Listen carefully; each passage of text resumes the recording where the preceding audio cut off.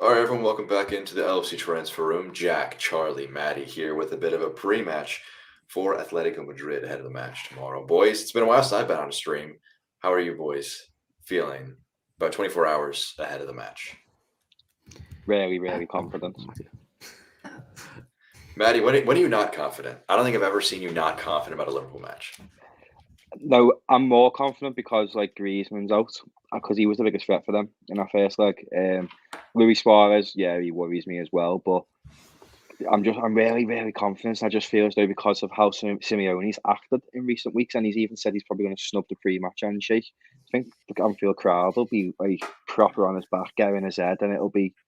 I think we'll breeze past them, to be honest. Charlie, feeling confident, similar to Matty? Yeah, honestly, because Thomas Lamar absolutely destroyed us when we played against them, and he's out injured. So, with him, Griezmann, again, Luis Suarez is definitely going to play by the looks of it. Again, he's always a danger, so it's not like it's going to be smooth sailing. But I'm confident we can, straight out the door, get at them and get a few goals past them. That's what I'm hoping anyway. Yeah, I mean, the Simeone effect. You think that's going to impact things at all, Charlie? Having him being the energy he is. Make sure if you're on Twitter, head over to the YouTube to get interacting with us. We're going to have a predicted 11 in just a moment. But Charlie, your thoughts on Simeone? Yeah, so on Simeone, look, it works massively at the Wanda Metropolitano because all of their fans have their eyes traced on him. That isn't going to work around Anfield if he's throwing a hissy fit. Like the Anfield crowd right behind are going to be on his back straight away. And then what any little movement Klopp makes, like if the game is as intense as it is, like we're going to be on the referee's back. I mean, at the end of the day, we watch that game and they like to go down a lot. It's something about Atletico Madrid. They like to act. They like to roll on the floor like they've just been, killed. So if that happens at Anfield, you can guarantee there's going to be 50,000 people stood up screaming at them, and the referee is going to feel that, as he did with the Atletico fans. There was decisions given to them where they shouldn't have been, but he's going to feel that and he's going to have to let certain things go. Otherwise, he's going to lose the game. But Simeone, not that fussed about him. I don't really rate him as a manager. You might be controversial, but I'm just not a massive fan of him. So I'm not that worried about him. He can play his defensive style of football. Mo Salah's going to score a hat trick past him. Luis Suarez, a vote. Is he a Liverpool fan or an Atletico fan? I'm interested. I think the best Luis Suarez is at Liverpool, isn't he? It Maybe, is. maybe Barcelona, but the most memorable one. Who really remembers him at Barcelona? Like, he's Nah, all right. he was the third wheel for them. Yeah, He exactly. was it for us. So the midfield is definitely the most. I mean, the biggest part there. For Liverpool. Thiago, Fabinho back in training. Keita ruled out. Harvey Elliott obviously out. Is Milner available? I was unsure on his Milner's out availability. as well. So the midfield, on the balance of it, how are we feeling in terms of that battle? Matt, I'll toss that to you. With the injuries and the potential returnees for this match. Um, See, Curtis Jones had a bad game on the weekend, and that's strange for me to say that, but he really did. And I feel as though having the Anfield crowd behind him, we maybe may see a masterclass. I said before I think it was the Porto game, I hope Curtis Jones has his Trent moment in the Champions League. And I feel as though we might have another night like that. Like Anfield on a Champions League night just hit differently, and Curtis Jones will be there to impress. What worries me is the Ox, because he was really, really poor on against Brighton, apart from his assist, and he's been poor for the majority of the season. And Hendo in that six. Now, if Fabinho is back, I'm not worried at all. If Hendo starts in that six, I'm a little bit more worried. Yeah, so Fabinho obviously is a big one there. We'll get to the predicted 11 in just a moment. Elsewhere, Atalanta are actually beating Manchester United. That happened. That goal happened right before we jumped live. So at this Love point, to see are that. we rooting for good results for Man United so Ole stays in longer? I know this is not Yeah, Liverpool related, but Mediocre results. Like, we want we want them to win every now and then. If they can like get to maybe the next round of the Champions League and then lose, And, maybe they have that hope, we're going to finish top 4. And then last day of the season, he finished 5th.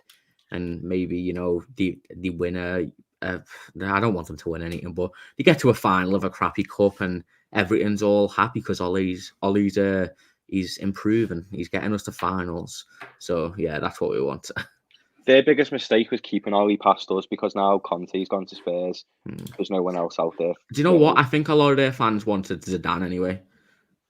I think their fan base prefers Zidane over Conte. Which is a mistake in my eyes. I think Conte is one of the best around. Matty and I were talking about it before the stream. This is, again, a discussion for another stream down the road, but Spurs are definitely the side that worry me a little bit down the road with him as the kind of serial winner he is. He's not like Mourinho, where Mourinho's a bit past it. I love Mourinho, but Conte's a different breed right now. But back to Liverpool. Jump into the predicted 11 or any other news. No Milner. Charlie, did I get your thoughts on the midfields? So I mean, Fabinho and Thiago both in contention.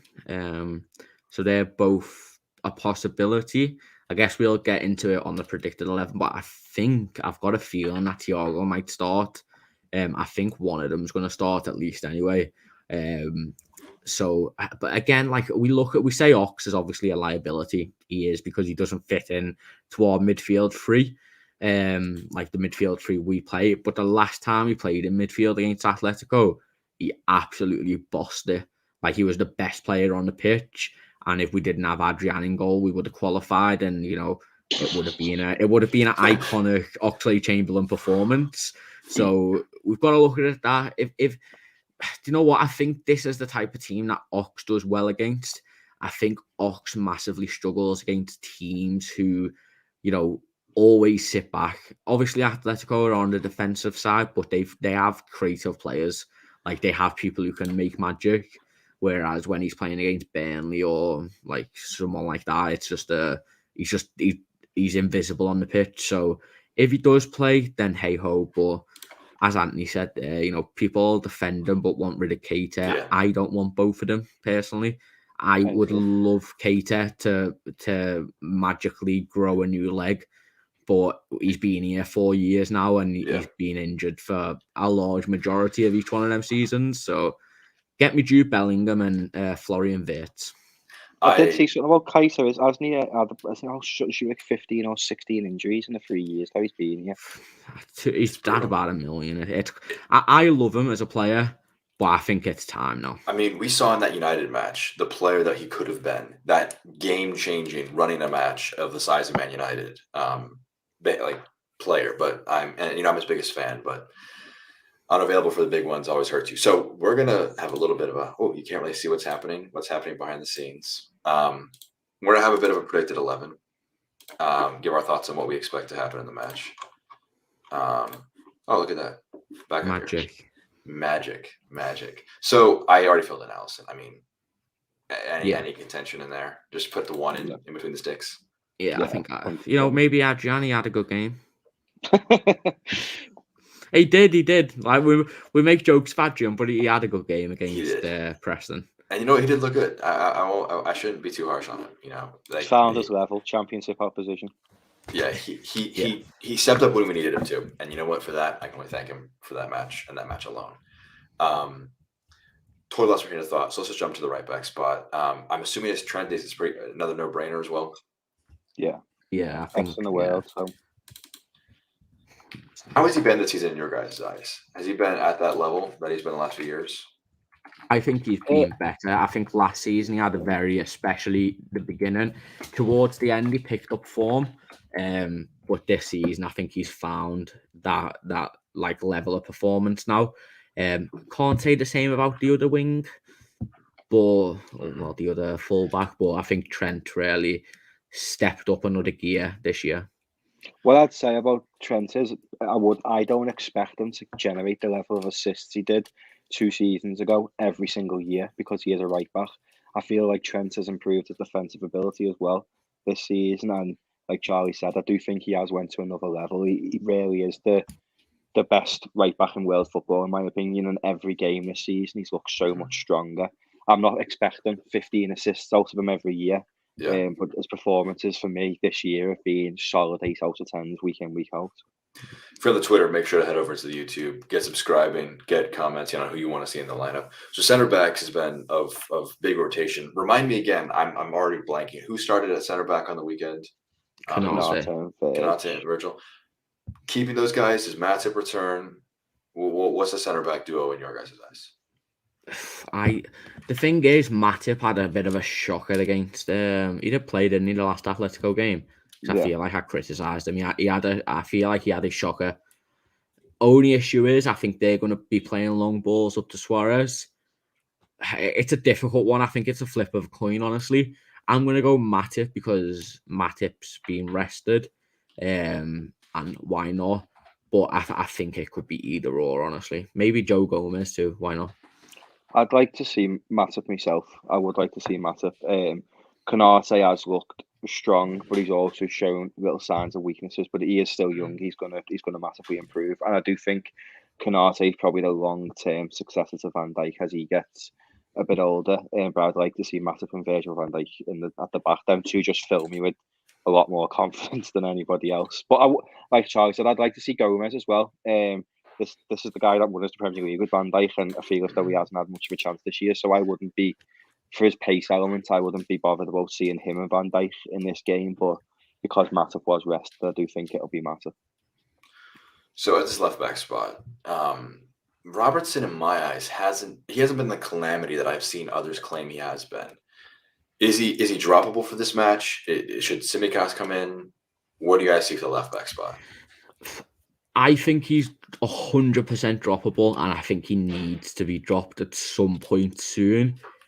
I just don't think it should be this game, purely on the fact that Atletico are going to be such shit houses.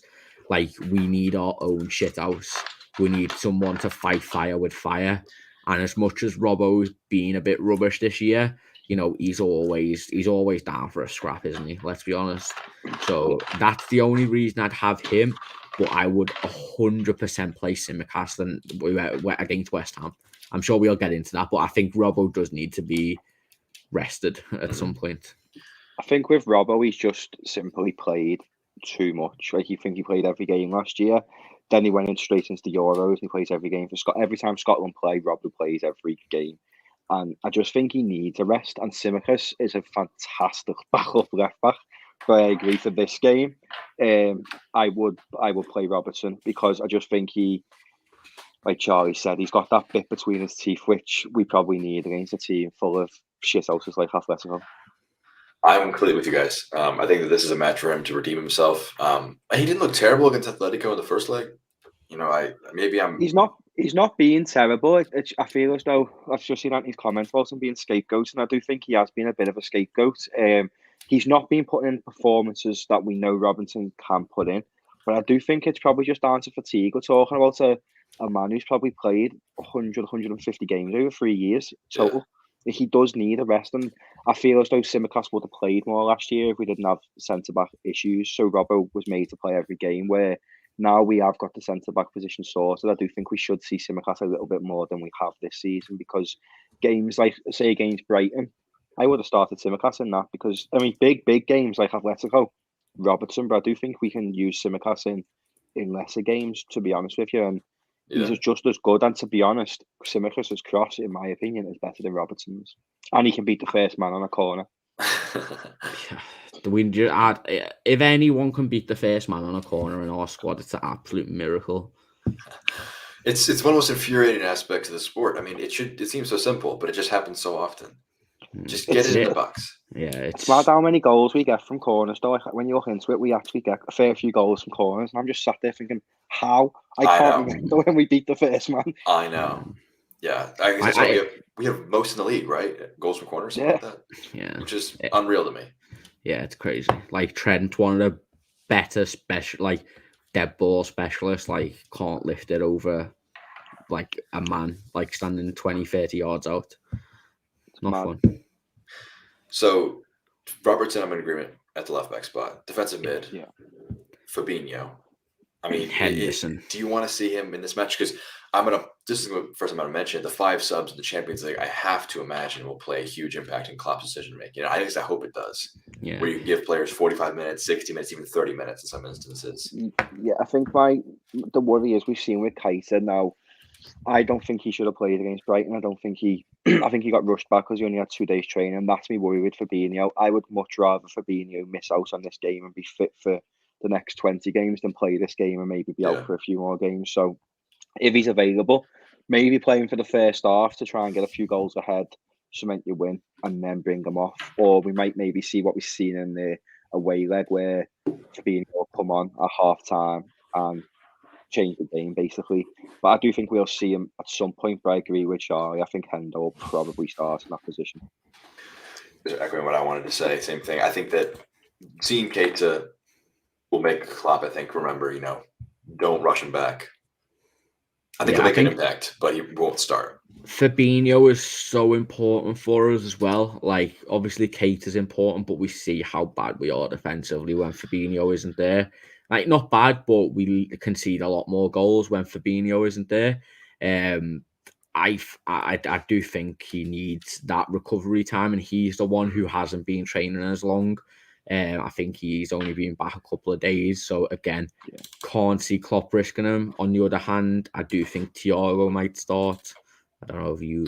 I'm going to fill it in. That's what I want to see. I think that on top of Fabinho, we've missed the defensive cover of Thiago, where when we had no real defensive mid and then you had Oxlade and Curtis, you were being bypassed super easily against Brighton. Do you not think that they might start Thiago in the holding midfield role so Henderson can be a little bit more advanced for his creativity going forward? I didn't like him as the 6 last season, personally. I know, but I think he's better than Hendo in the 6. I think that's a tough one, Charlie. It's hard because Thiago's so good going forward as well. Yeah. But I do think he's a little bit better than Hendo in the 6.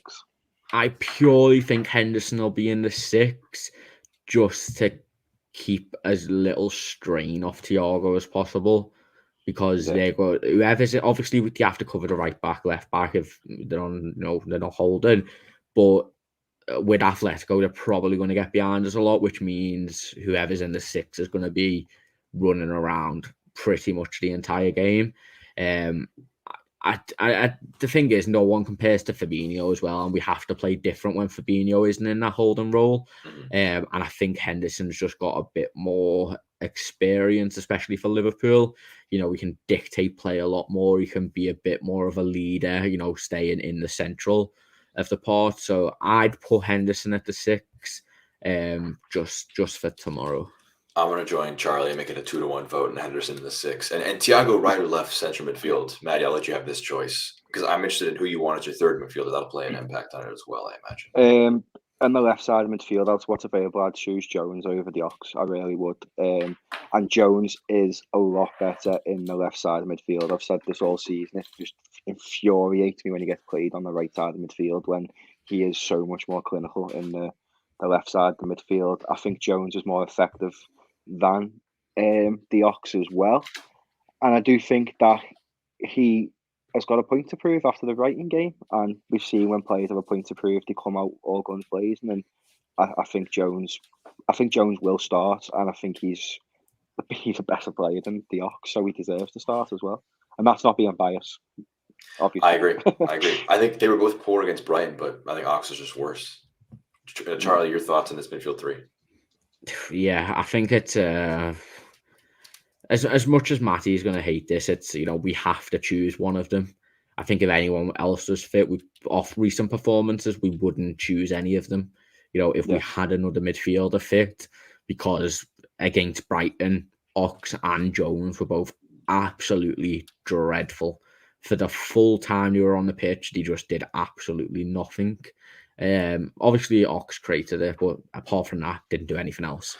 I think with Jones, what infuriates me is loads of people saying, he needs to be sold. I've seen 2 people saying he was a Tom Davies with an afro. That was a comparison I've seen on Twitter. And for Curtis Jones, he shouldn't be playing as much as he is playing in this Liverpool side.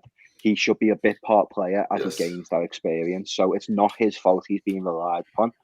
But he was terrible against Brighton. Like, I'll never criticise Curtis Jones, but he was terrible against Brighton. Like, I didn't see the game. Charlie told me he was terrible, and I was like, nah, I'm not having that. And I watched it back, and he was terrible. He really was terrible. So I think he has got a point to prove, and I hope he does come on and silence all the doubters, because he is a phenomenal player, and there's a reason Steven Gerrard's full of praise for him. Yeah, I'm Jones as well. Just like with the 5 substitutes as well, Ox will play at some point. He will be brought on. So it's, we're gonna see both of them anyway. So I'd rather Jones start, and I'd rather Ox come on and attempt to be a attacking midfielder. I just hope he doesn't bring Thiago off for the Ox and have a Jones and Ox. Oh, that'd be it. That we will. If that happens, I will call it right now. We'll concede in the first 5 minutes if both of them are playing in a midfield 3 together.